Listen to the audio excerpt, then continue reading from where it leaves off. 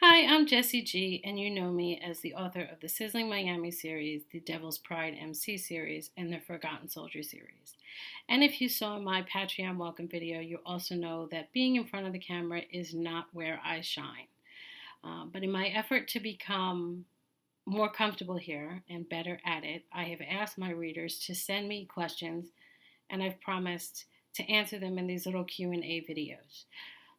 Currently have received about 25 questions, so the plan right now is 25 videos that will either be super inspiring and exciting or totally boring. But we're here and we're going to jump right in because I don't want these to get too long. So the first question comes to me from Denise, who happens to be my beta reader and has been for about 8 of the 11 books that I have currently published. She is extremely detail oriented and invested in both my characters, the books, and the series. So she's somebody that I pay attention to when she talks about my books, and somebody that I hope to continue to work with for a long time. So when she asks me a question like, is Past Hurts my first work in progress, I have to laugh and ask her if she knows me at all. I have not been quiet about the fact that I have been trying to do this since I'm a teenager. And it wasn't until I was 43 that I published my first book.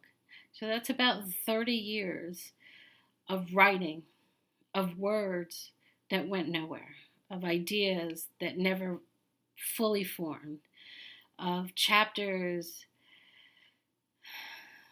that, kind of went together, that seemed like they might be a good idea or exciting or interesting, and then when I go back and I look at them, they're crap.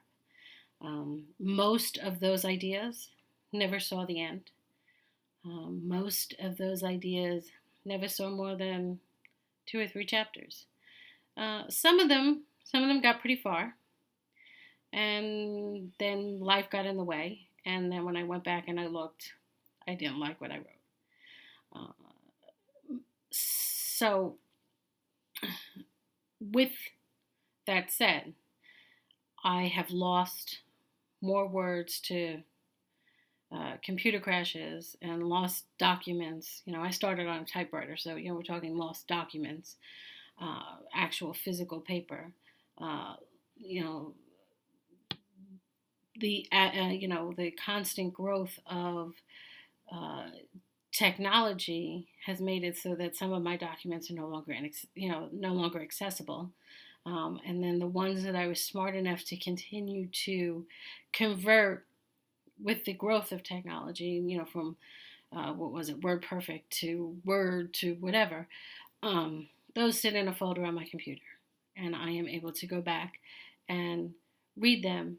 Not so much because I'm hoping to turn those ideas into a new book, but so that I could see how far I've come. I think that's one of the biggest tools tools and inspiration that a writer has, is to be able to see their own growth. And when I can't come up with the words, when they're stalled in my head and I have an idea and I can see the characters, but nothing's actually flowing, sometimes I go back just to remind myself how far I've come. And I think that that's hugely important as an author, is to be able to see that. So I find having those documents is a major bonus for me. I also have a box filled with floppy disks that I will never ever be able to access because who's got a floppy drive anymore? My husband keeps telling me he can take them to work and convert them, but I'm almost terrified to even see what's on there. So right now it just sits there. I know they're there. I know they're my words. It's important to have them. I don't need anything else to happen with them. On a funny note, a couple of years ago, I was having dinner with my aunt, who brought me a present, something that she had in storage, and totally blew me away when she came up with this.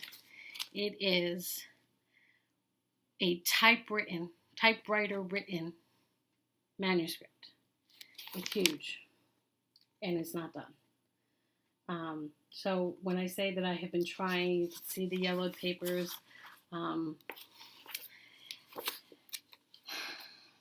I keep this in a fireproof box. I don't want to lose it. I can't believe she found it. And I also don't ever intend for it to see publication. I mean, the synopsis reads, what happens when you put 2 cops, 1 doctor, and 1 determined drug lord in the same house? Drug lords must have I don't know, a thing for drug lords. 3 dead bodies, 1 illegitimate baby who looks impossibly like his stepfather, and a whole lot of guilt. I'm Italian. It comes with the territory, you know what I mean? And a marriage made in heaven? Probably not, because you know I like to torture my characters a lot before we get to heaven. And then the last line reads, and what happens when an overprotective mother-in-law throws her opinion into the pot? That can never be good. So, do I have other ideas out there? I have tons. I have straight romance, I have gay romance, I have lesbian romance, I have shifter romance, I have a gargoyle book. Maybe someday, we'll see. But I have tons of ideas, and I have 11 books that I've published, and I'm proud of what I've published. I'm proud of the 30 years of unfinished words, and I can't wait to see what comes out of my head next. So I hope this answers the question. I hope it wasn't too awkward, and I hope you'll come back again next week to see what the next question is.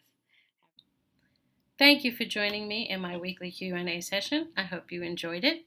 If you want to submit a question of your own, you can email it to jessieg@jessiegbooks.com. Have a great day.